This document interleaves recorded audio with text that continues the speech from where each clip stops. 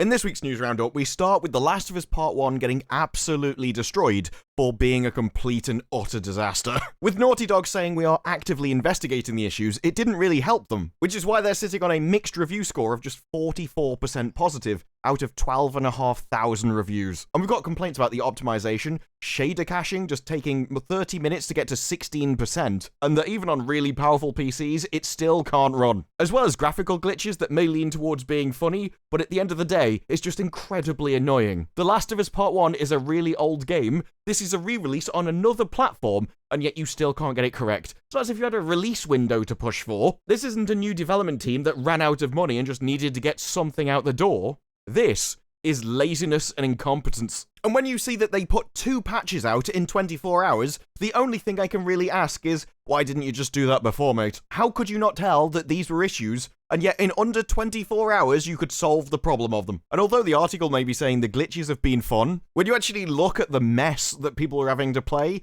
I don't really agree with them. I'm willing to be lenient about bugs on brand new, big, massive titles that have just released.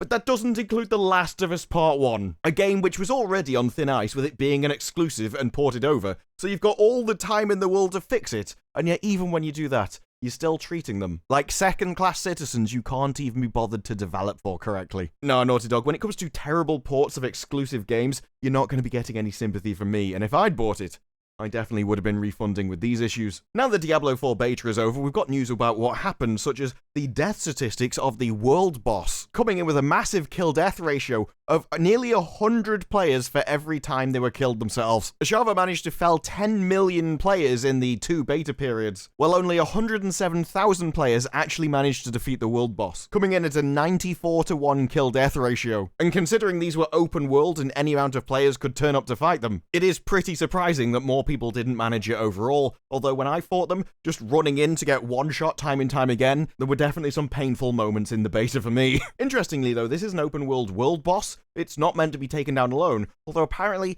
some people did try, because of course they did. It says only 2 players have successfully managed to solo her, but Blizzard seems to contest the claims in the official stats, documenting almost 1 person has soloed them. So it's weird the discrepancy there. We also obviously had the Butcher, who managed to kill 1.7 million players, compared to just the 576,000 times he was dying. So what's that, like a 3-to-1 KD? And as will come as an absolute surprise to nobody at all who's even played the game, Sorcerer and Necromancer were definitely the most popular players. And having seen footage of the Barbarian myself, I don't blame anyone for wanting to switch off that to a Sorcerer. At this point, I'm just hoping they don't nerf Sorcerer before launch.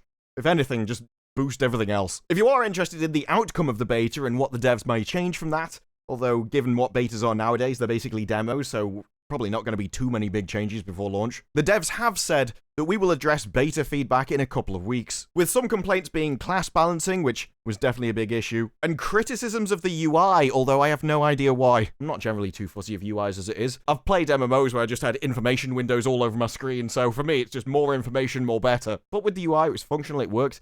Just maybe a few more standout things of status effects to make it easier to understand what's happening in a visual manner on your screen. But in general, didn't really have any big complaints about it myself. And if you did try the beta and want to go and pick up the game later, well, directors have come out and said we haven't even seen half of the game's legendary powers, confirming that the Codex of Power contains less than half of all possible legendary powers that can be found in Diablo IV, with plenty more powers to be found later in the game. Although I may be slightly cautious about that when they say there's a lot of bizarre, exciting, and totally balanced legendaries to discover. With the balancing that I already saw in the beta, I'm not sure exactly what to think of them bragging about their totally balanced things they've got coming later. I have a feeling that when it comes to class balance, if we thought it was bad now, we have seen nothing yet.